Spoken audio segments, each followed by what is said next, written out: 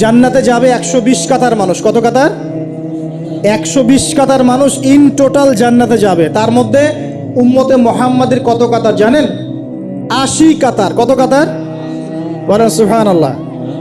তাহলে এটা কি আল্লাহ পাকের দয়া নয়? আল্লাহ আমাদেরকে ভালোবাসেন না? আচ্ছা, আল্লাহ পাক যে আমাদের কাছে তাওরাত, জাবুর, ইনজিল না পাঠিয়ে আল কোরআনের মতো কিতাব পাঠিয়েছেন, যে কিতাবে সমস্ত সমাধান আছে, এটা আল্লাহ পাকের রহমত, দয়া নয়? ভালোবাসা নয়?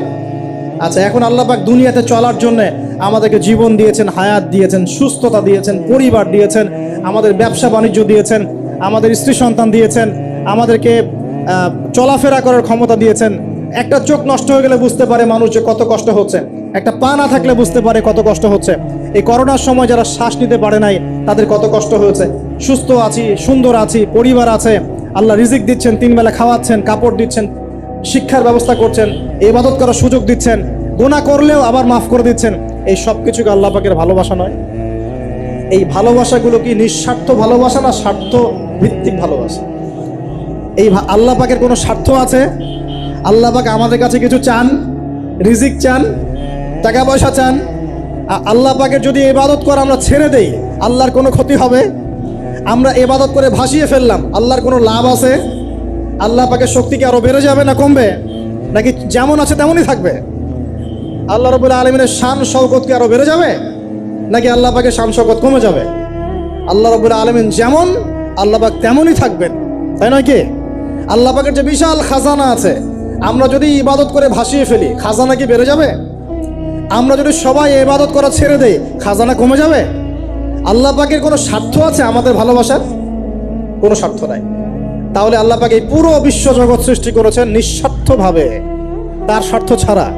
এত অসংখ্য নেয়ামতে আমাদেরকে ভর্তি করে রেখেছেন আমাদের স্বার্থে, তার কোনো স্বার্থ নাই। কোনো স্বার্থ আছে? এই পরীক্ষায় পাশ করলে আমরা আবার জান্নাতে যাবো ইনশাআল্লাহ। ওই জান্নাতে যাওয়ার পরে কি আমাদের স্বার্থ থাকবে না আল্লাহ পাকের স্বার্থ থাকবে? সুবহানাল্লাহ। এই এতটুকু যদি বুঝতে পারি, আল্লাহ পাক একমাত্র সত্তা যিনি আমাদেরকে প্রকৃত অর্থে ভালোবাসেন। বাকি যত কিছু আছে আমাদের চারপাশে, এই ভালোবাসাগুলোর পিছনে একটা একটা স্বার্থ থাকে। কথা বুঝতে পারছেন না মনে হয়? সন্তানকে অনেক ভালোবাসেন, বুঝলাম, পিতামাতা, কিন্তু এই সন্তান যদি আপনার মনের মতো করে না চলে, একসময় কিন্তু আপনিও সন্তানের উপর রুষ্ট হবেন না? স্ত্রীর জন্য এত কিছু করছেন, দেখবেন কোনো একদিন আপনি করতে পারলেন না, দেখবেন সেদিনই আপনাকে একদম ধুয়ে রেখে দিল একেবারে। এমন হয় কি না? তা আমাদের ভালোবাসাগুলোর পিছনে কোনো স্বার্থ থাকে কি না?